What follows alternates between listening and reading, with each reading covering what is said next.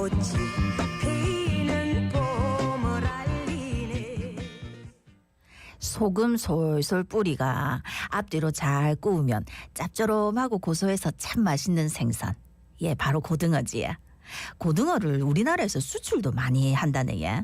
우리나라의 냉동 고등어 최대 교역국이 바로 아프리카라는데 아프리카에서 우리나라 고등어를 선호하는 특별한 이유 뭔지 한번 알아보겠습니다. 예, 한국해양수산개발원 박혜진 해외시장 분석센터장 전화 연결돼 있습니다. 센터장님 나와 계시죠? 안녕하십니까? 안녕하십니까?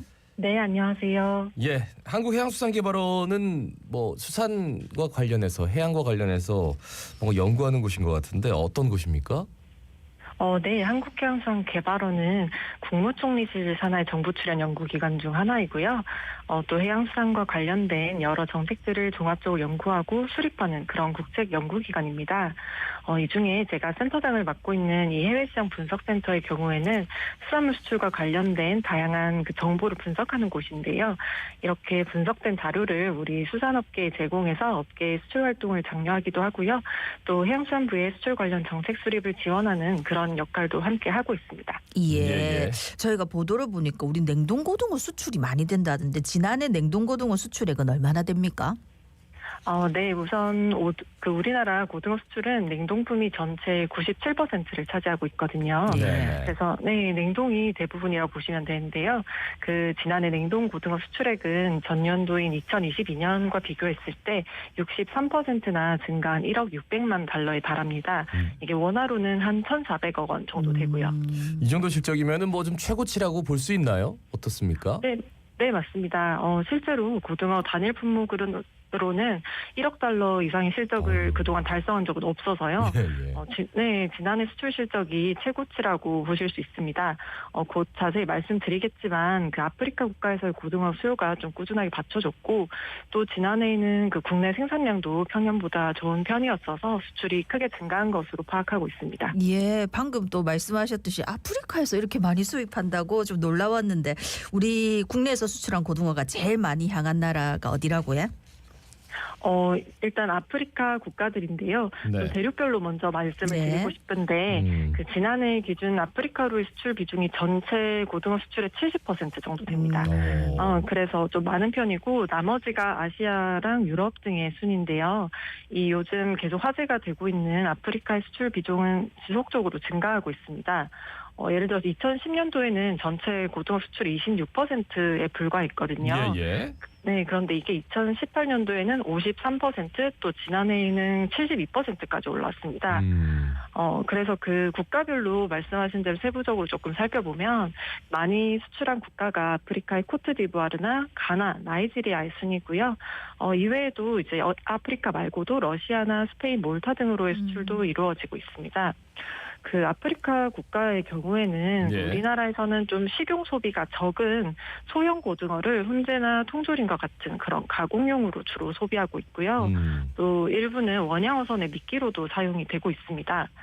그리고 이제 아프리카 말고 러시아의 경우에는 사실 아프리카에 비해서는 좀 크기가 큰 고등어를 선호하고 있는데요. 최근에 이제 아시다시피 러시아 우크라이나 전쟁이라든지 이런 국제 통상 이슈로 인해서 러시아에서 고등어 수출이 수급이 좀 어렵다 보니까 우리나라까지 그 수입 판로를 확대한 것으로 보이고요. 또 마지막으로 스페인이나 몰타 같은 유럽으로는 식용보다는 그 참치를 기르는 축양장이라고 있습니다. 그 축양장의 사료용으로 많이 수출이 되고 있습니다. 그러니까 전쟁 때문에 좀 국제 통상 이슈가 좀 생기고 힘들어지면서 오히려 우리나라 고등어가 아프리카로 70% 정도가 수출되고 있다.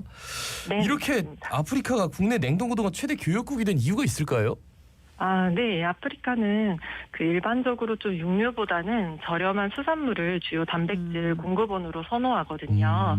그래서 이때 고등어라든지 청어과의 어류를 많이 소비하는 것으로 알려져 있습니다.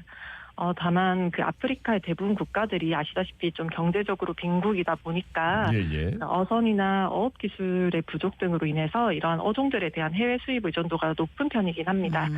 네, 그래서 과거에는 유럽이나 러시아 또 일본으로부터 고등어를 주로 수입해서 그 단백질원으로 활용해 왔는데요.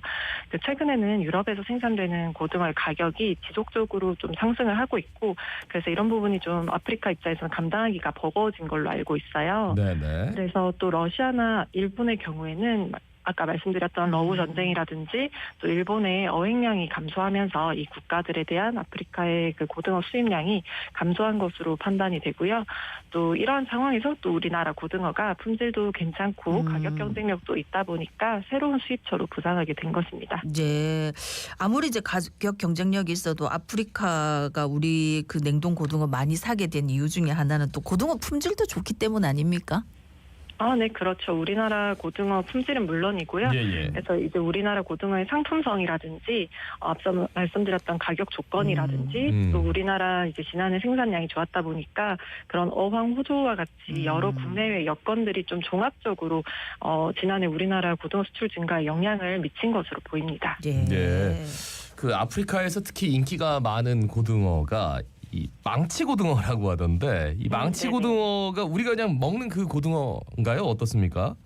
네, 먹기도 합니다. 근데 조금 이제 망치 고등어에 대해서 설명을 드리자면 네, 고등어과에 속하는 아열대성 어류인데요. 그래서 배에 좀 짜글짜글한 그런 점들이 많다고 해서 우리가 점고등어라고도 불립니다. 네. 그래서 이 망치고등어는 따뜻한 난류를 선호하다 보니까 우리가 보통 이제 알고 있는 참고등어라고 부르는데 그 일반적인 고등어보다는 조금 더 남쪽에 주로 분포를 하고 있고요. 그래요? 예. 네, 그래서 제주도보다는 좀 더 아래에 있는 동중국해라든지 일본의 남부지방 등이 주요 분포 지역이라고 할 수 있습니다.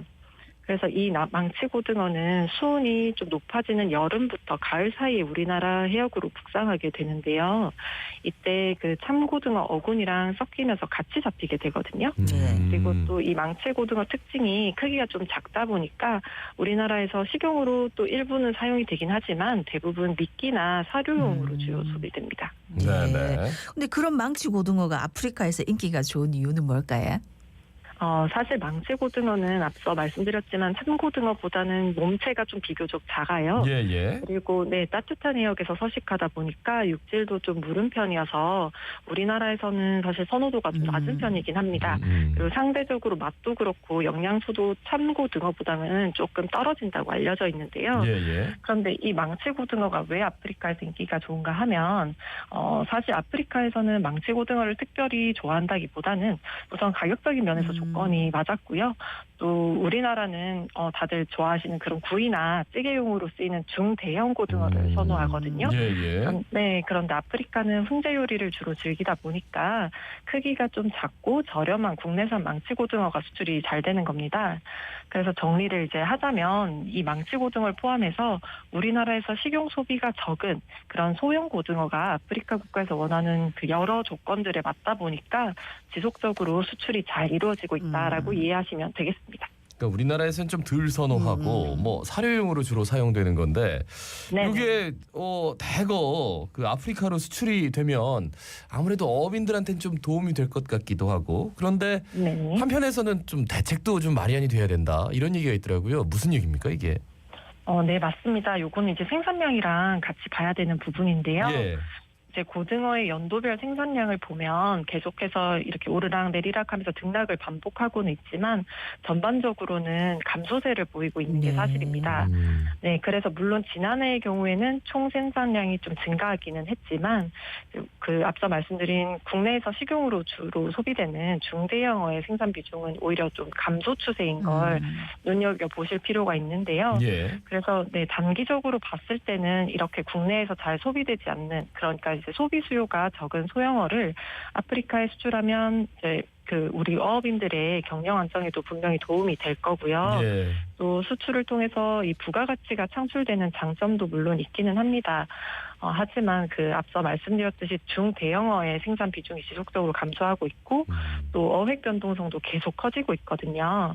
그래서 이 장기적으로 봤을 때는 이 지속적인 자원 관리를 통해서 상품성이 있는 그 고등어의 생산 회복을 위한 대책 마련이 좀 우선되어야 할 것 같습니다. 그런데 이제 국내 연근해에서 잡히는 고등어 크기가 작아지는 이유는 뭡니까? 고등어 크기가 작아지는 원인을 이제 제가 과학적으로는 명확하게 말씀드리긴 어렵지만 아무래도 지구 온난화 영향으로 수온이 상승한다든지 또 바다 환경이 훼손된다든지 그리고 남획이 좀 이루어진다든지 이런 여러 외부적인 요인들로 인해서 고등어의 어장 생태계가 변화하고 있는 점이 가장 큰 원인이 아닐까 생각이 듭니다. 물론 그 아프리카로의 고등어 수출이 크게 증가했다는 점은 고무적인 부분이기는 하지만 이러한 좀 근본적인 문제 해결을 위한 자원 관리나 바다 환경 보호 등이 시급하게 이루어질 필요가 있을 것 같아요. 그러니까 말씀을 들으니까 이제 국제 환경 때문에 가격 조건도 맞고 하다 보니까 이제 70% 이상이 아프리카로 수출이 되지만 이게 언제까지 이렇게 될 것인가? 거기에 대해서는 좀 의문점. 그래서 우리가 네, 맞습니다. 충분히 보완할 사항들을 보완해야 된다. 알겠습니다. 말씀 여기까지 듣죠. 고맙습니다. 고맙습니다. 네, 감사합니다. 예, 한국해양수산개발원 박혜진 해외시장 분석센터장이었습니다.